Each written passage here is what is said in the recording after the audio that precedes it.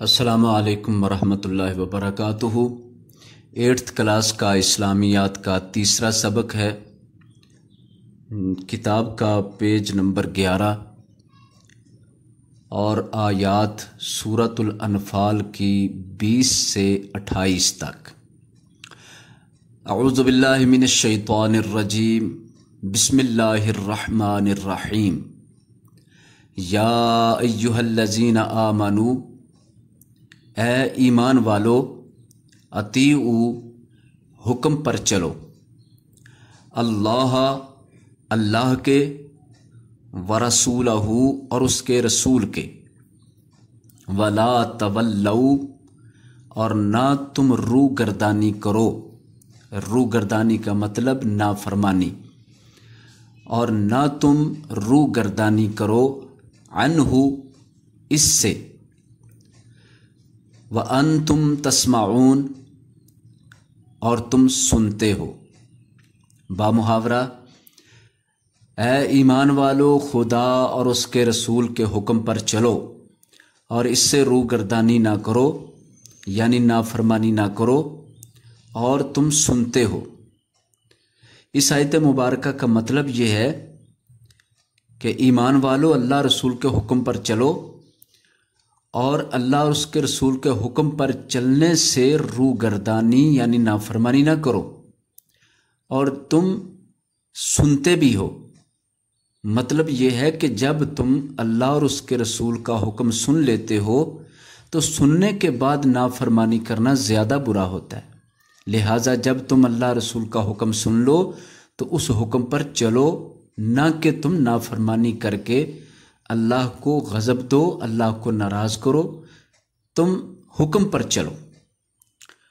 وَلَا تَكُونُوا كَالَّذِينَ قَالُوا سَمِعْنَا وَهُمْ لَا يَسْمَعُونَ۔ وَلَا تَكُونُوا، اور نہ تم ہونا، لا کا معنی ہوتا ہے نہیں، تکونو تم ہونا، اور نہ تم ہونا، کالذین ان لوگوں جیسے، قالوا جنہوں نے کہا، سمعنا ہم نے سن لیا، وہم اور وہ، لا یسمعون نہیں سنتے۔ بامحاورہ، اور ان لوگوں جیسے نہ ہونا جو کہتے ہیں کہ ہم نے حکم خدا سن لیا مگر حقیقت میں نہیں سنتے۔ اس آیت مبارکہ میں اللہ تعالیٰ نے ایسے لوگوں جیسا بننے سے منع فرمایا جو زبان سے تو کہتے ہیں کہ ہم نے سن لیا لیکن حقیقت میں دھیان سے نہیں سنتے، یا سننے کے ساتھ اس کو ماننے کے لیے نہیں سنتے۔ تو جو لوگ توجہ نہیں کرتے، دھیان نہیں کرتے، اور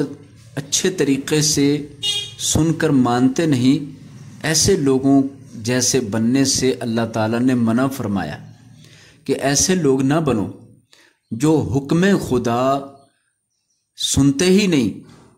اور ان سے کہا جائے تو کہتے ہیں کہ ہم تو سنتے ہیں، لیکن وہ حقیقت میں وہ سنتے نہیں، توجہ اور دھیان نہیں دیتے۔ تو ایسے لوگ نہیں بننا چاہیے، بلکہ ایسے لوگوں جیسا بننا چاہیے جو دھیان سے اللہ تعالیٰ کے حکم کو سنتے ہیں۔ ان شر الدواب، بے شک بدترین جاندار، شرہ معنی بدترین، الدواب جاندار، عند اللہ اللہ کے نزدیک، السم بہرے، البکم گونگے، الذین جو، لا یعقلون نہیں عقل کرتے، نہیں سمجھ رکھتے۔ بامحاورہ، کچھ شک نہیں کہ خدا کے نزدیک تمام جانداروں سے بدتر بہرے گونگے ہیں جو کچھ نہیں سمجھتے۔ اس آیت مبارکہ میں اللہ تعالیٰ نے سب سے بدترین مخلوق، سب سے بدترین جاندار ایسے لوگوں کو قرار دیا، یعنی ہیں وہ انسان، ہیں وہ لوگ، لیکن اللہ تعالیٰ نے اس کو انسان نہیں بلکہ جانور، اور جانوروں میں بھی بدترین جانور قرار دیا ہے کہ جو اللہ کا حکم سننے سے بہرے اور گنگے بنے ہیں، نہ کان سے سنتے ہیں نہ زبان سے پوچھتے ہیں، اور پھر جو اللہ نے ان کو عقل دی ہے اس سے بھی کام نہیں لیتے، تو ایسے لوگوں کو شرت دواب یعنی بدترین جانداروں میں سے بدتر قرار دیا گیا ہے کہ وہ انسان ہی نہیں جانوروں سے بھی گھٹیا ترین درجے پر ہیں، کہ جو اللہ کے حکم کو سننے سے بہرے اور پوچھنے سے گنگے اور اپنی عقل سے سمجھنے سے بالکل عاجز اور بے بس بنے ہوئے ہیں، ایسے لوگوں کو اللہ تعالیٰ نے شرت دواب بدترین جاندار قرار دیا ہے۔ وَلَوْ عَلِمَ اللَّهُ فِيهِمْ خَيْرًا، ولو اور اگر عالمہ معلوم کرتا، جان لیتا، اللہ فیہم ان میں خیرن بھلائی، خیر معنی بھلائی، اچھائی، نیکی، بہتری، خوبی، کوئی معنی کیا جا سکتا ہے، کتاب میں نیکی معنی کیا گیا ہے لہٰذا ہم اس کا معنی نیکی کر لیتے ہیں۔ ولو اور اگر عالمہ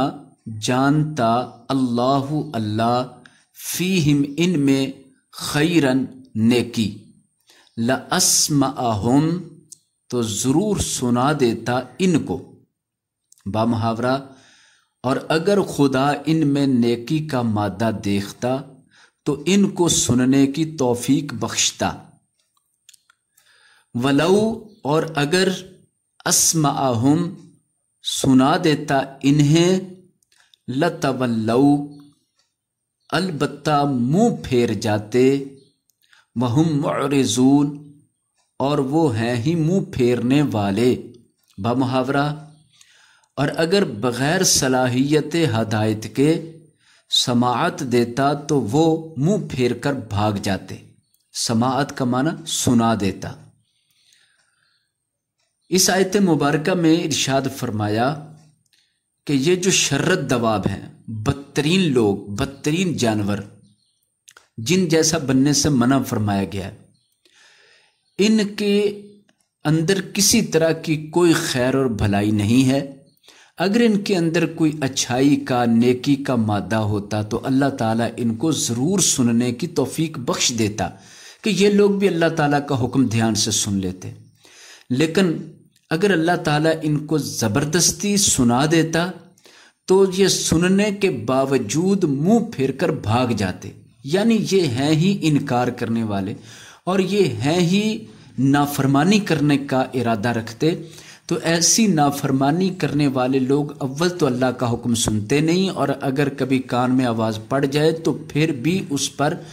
یہ لوگ عمل نہیں کرتے اور نافرمانی کر دیتے ہیں اور منہ پھیر کر بھاگ جاتے ہیں۔ یہاں تک شرت دواب کی بات ہو رہی تھی، نافرمان لوگوں کی بات ہو رہی تھی جو بدترین مخلوق ہیں، بدترین جاندار ہیں۔ تو یہ پیپر میں سوال بھی پوچھا جائے گا اور تمرین کے اندر بھی سوال موجود ہے کہ شرت دواب سے کیا مراد ہے، تو اس کا مختصر جواب یہ ہے کہ جو لوگ اللہ تعالیٰ کا حکم سننے سے بہرے اور پوچھنے سے گنگے اور سمجھنے سے بے عقل بنے ہیں، ایسے لوگوں کو شرت دواب کہا گیا ہے۔ مزید ایسے لوگوں میں نیکی کا مادہ نہیں ہوتا، اگر ان کے اندر ذرا سا بھی نیکی کا مادہ ہوتا تو اللہ تعالیٰ ان کو اپنا حکم سننے کی توفیق عطا فرما دیتا، لیکن اس کے باوجود بھی اگر بغیر صلاحیت ہدایت کے اللہ تعالیٰ ان کو سننے کی توفیق دے دے، سنا دے، تو یہ پھر بھی منہ پھیر کر بھاگ جانے والے نافرمان ہیں، اللہ کے حکم نہ سنتے نہ مانتے ہیں، ان کو شرت دواب کہا گیا۔ یا ایھا الذین آمنو، اے مومنو، استجیبو حکم قبول کرو، للہ اللہ کا، وللرسول اور رسول کا، اذا جب دعاکم بلائیں تم کو، لما ایسے کام کے لیے جو یحییکم زندگی بخشتا ہے تم کو، بامحاورہ مومنو خدا اور اس کے رسول کا حکم قبول کرو جبکہ رسول خدا صلی اللہ علیہ وسلم تمہیں ایسے کام کے لیے بلاتے ہیں جو تم کو زندگی یعنی جاویداں بخشتا ہے۔ وَاعْلَمُوا اور جان لو، ان اللہ بے شک اللہ، یحول حائل ہوتا ہے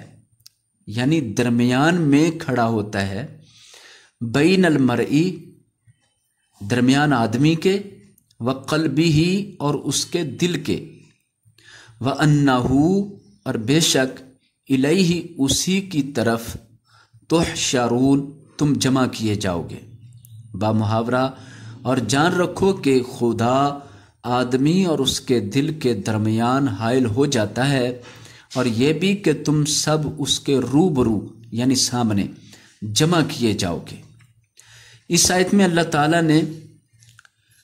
اللہ اور اس کے رسول کے حکم کو قبول کرنے کا حکم فرمایا، اور ساتھ یہ بات ارشاد فرمائی کہ وہ تمہیں ایسے کام کے لیے بلاتے ہیں جو تمہیں زندگی بخشتا ہے۔ زندگی بخشنے کا مطلب یہ ہے کہ تم جب اللہ اور اس کے رسول کی فرما برداری کرو گے تو اللہ کی طرف سے سزا، عذاب اور سختی نہیں آئے گی، اور تمہاری زندگی اچھی بہتر ہو جائے گی، اور اللہ رسول کی اطاعت کرنے کی وجہ سے بھی تمہاری زندگی پرسکون اور سلیقہ والی ہو جائے گی۔ اگر اللہ رسول کا حکم قبول نہیں کرتے تو ایسی زندگی کہلانے کی حقدار نہیں، بلکہ وہ تو ایک جانوروں والی زندگی، حیوانگی ہے۔ اس لیے فرمایا اللہ رسول کے حکم کو قبول کرو کہ جو تمہیں ایسے کام کی طرف بلا رہے ہیں جو کام تم کو تمہاری زندگی بہتر، اچھی اور کامیاب بنا دے، تمہاری ہی زندگی اس میں ہے۔ اور جان رکھو کہ اللہ تعالیٰ بندے اور اس کے دل کے درمیان حائل ہوتا ہے۔ مطلب یہ ہے کہ بندے کے دل میں کیا خیال ہے اور اس کے زبان پر کیا باتیں ہیں، اللہ تعالیٰ دونوں کو جانتا ہے۔ انسان اگر جھوٹ بولتا ہے تو دل میں اسے معلوم ہوتا ہے کہ سچی بات کیا ہے، اور زبان سے وہ جو کچھ لوگوں کو بتا رہا ہے وہ کچھ اور ہے۔ تو اللہ تعالیٰ درمیان میں ہوتا ہے، اللہ تعالیٰ دونوں طرف کو جانتا ہے۔ اور یہ بھی یاد رکھنا کہ قیامت کے دن اس کے سامنے، اس کے روبرو تم اکٹھے کیے جاؤ گے، جمع کیے جاؤ گے۔ واتقوا اور ڈرو، فتنتن ایسے فتنے سے، لا تصیبن جو نہ واقع ہوگا، الذین ظالموا ان لوگوں پر جو گناہ گار ہیں، منکم تم میں سے، خاصتاً خصوصیت کے ساتھ، با محاورہ اور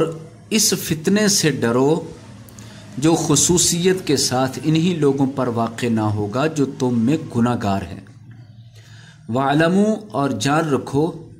ان اللہ بے شک اللہ، شدید العقاب سخت عذاب دینے والا ہے۔ با محاورہ اور جان رکھو کہ خدا سخت عذاب دینے والا ہے۔ اس آیت مبارکہ میں اللہ تعالیٰ نے ایک ایسے فتنے سے ڈرنے بچنے کا حکم دیا ہے کہ جو فتنہ گناہ گاروں کے ساتھ باقی سب لوگوں کو جو گناہ گار نہیں بھی ہیں ان کو بھی اپنی لپیٹ میں لے لے گا۔ یہاں اگر فتنہ کو ہم عذاب کہیں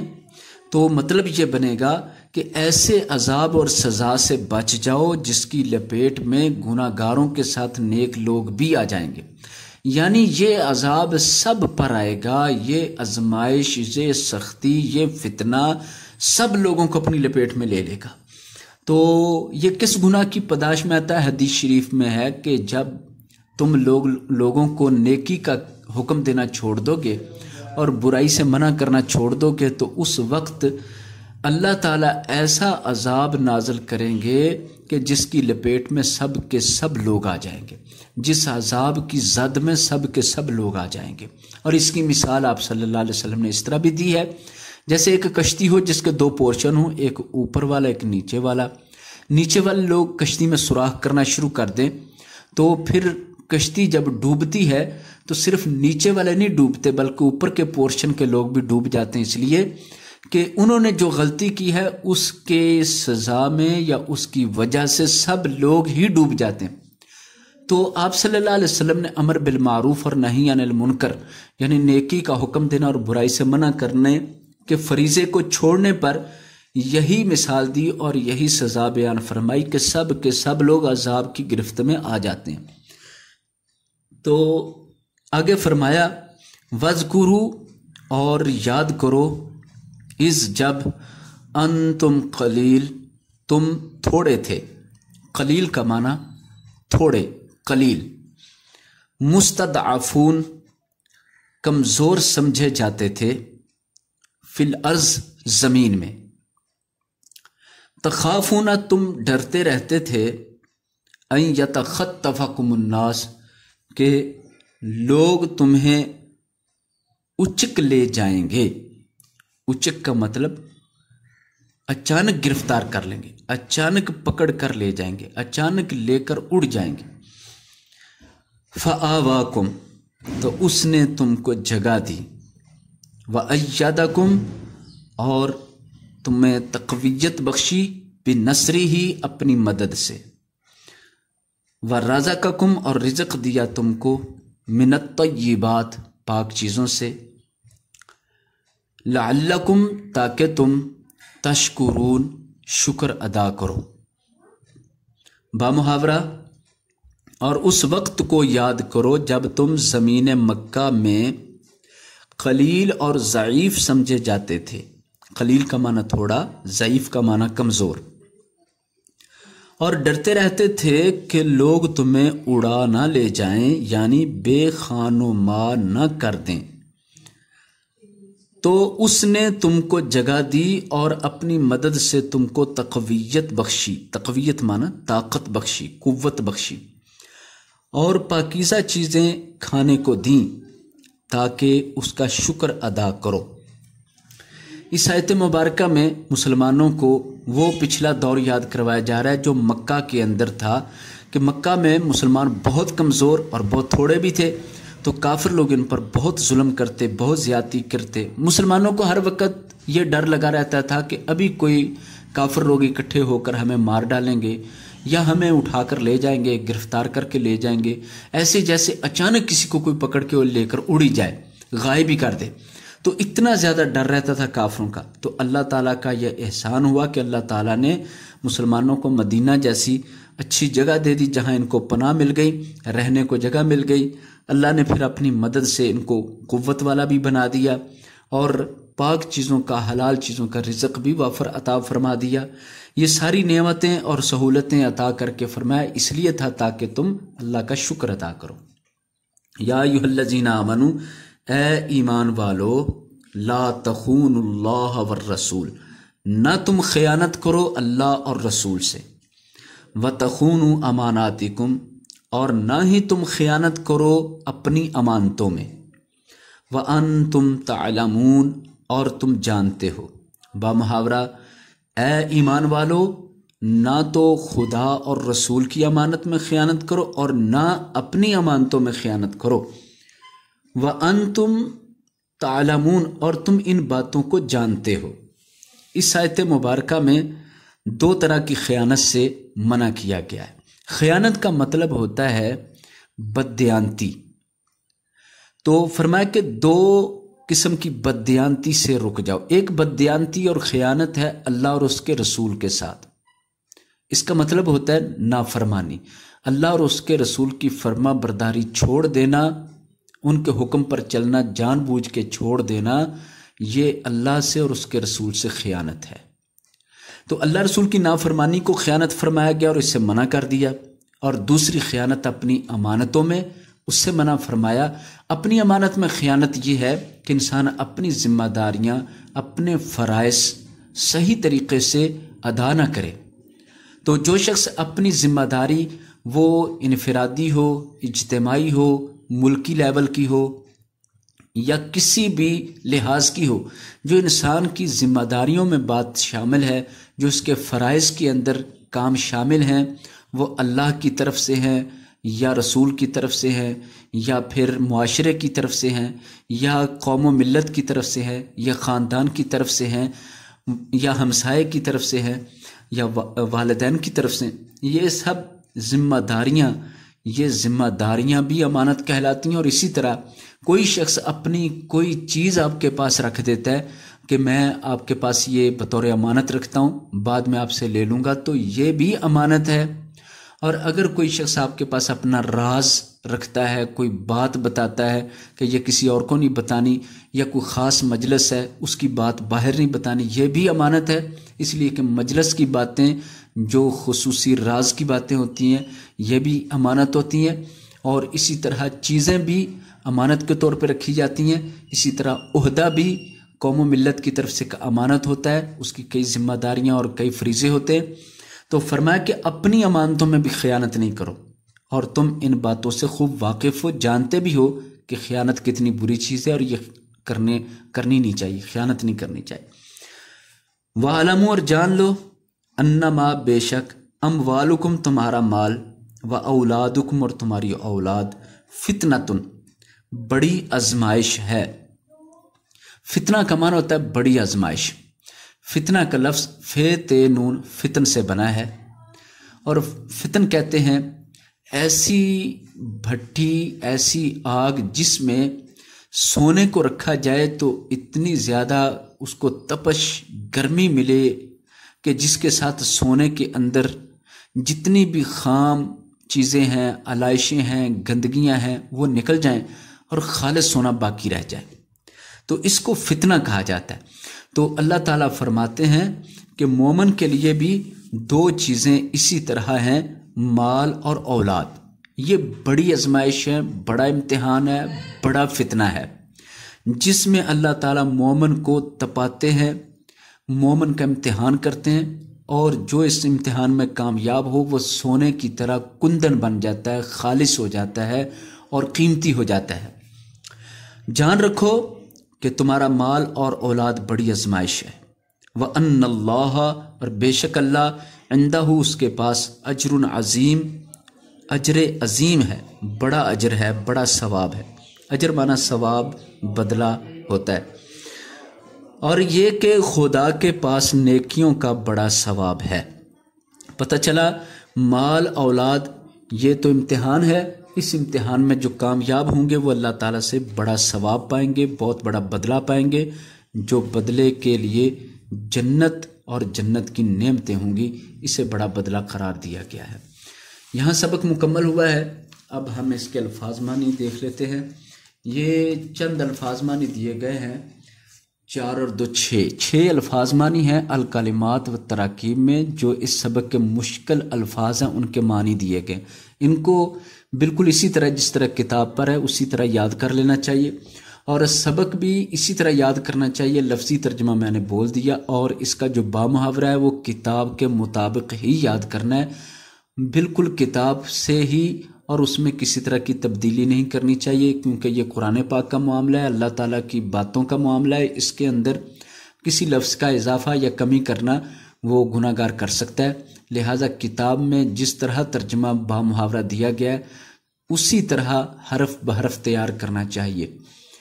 اس کے آگے تمارین 2 سوال ہیں۔ پہلا سوال ہے شرط دواب سے کیا مراد ہے؟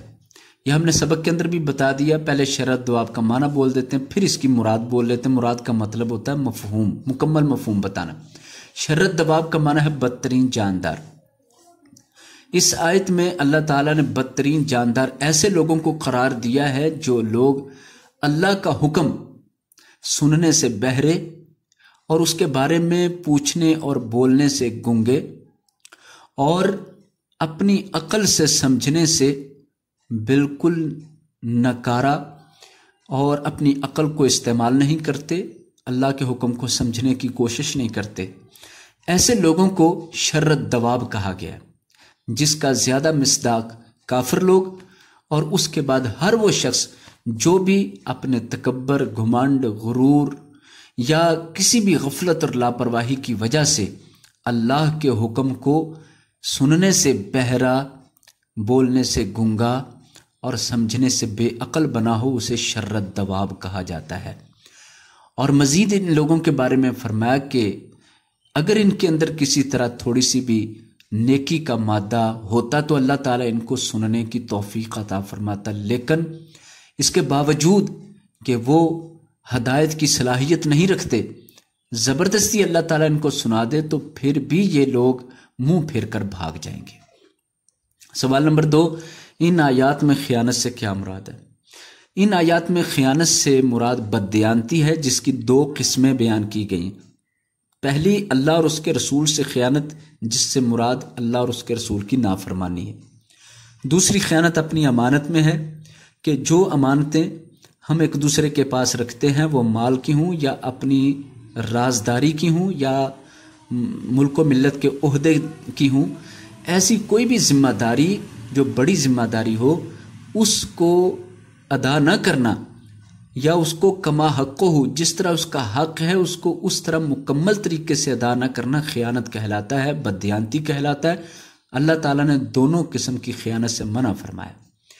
سوال نمبر 3 عبارات کا مفہوم ہے، جو ہم نے سبق کے اندر بھی اسی طرح